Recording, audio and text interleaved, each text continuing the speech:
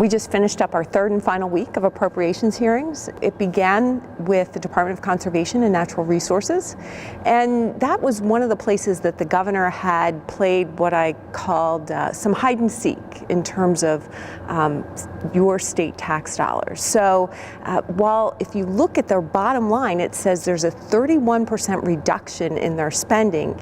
In all actuality, when you track all the money, they have a 2.6% increase. So talked about the use of those special funds. There's a lot of people who've emailed me. They're really concerned about the reduction in funds for conservation and parks. And that's actually not the truth. But because of the way these games have been played with special funds, it's really a mirage. So truing up our budget is a top priority so that you know where your hard-earned tax dollars are going. We talked with the Department of Education.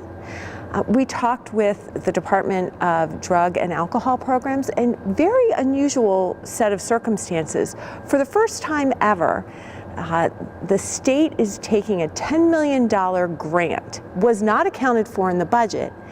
And when we dug into it, what we found is that money is not coming into the state for the state to use, but instead the Bloomberg Family Foundation will be embedding employees into our state government.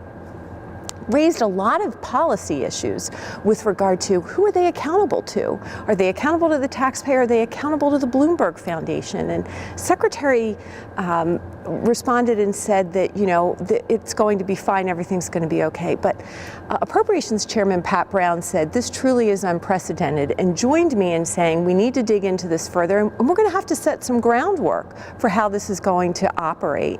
And we finished up this week with our budget secretary, Secretary Jen Swales, and we talked again about those special funds and truing up our accounting so that you always know that we are trying to be efficient, trying to be effective, and utilizing your taxpayer dollars in the best way that we possibly can, being respectful to the people who pay our bills.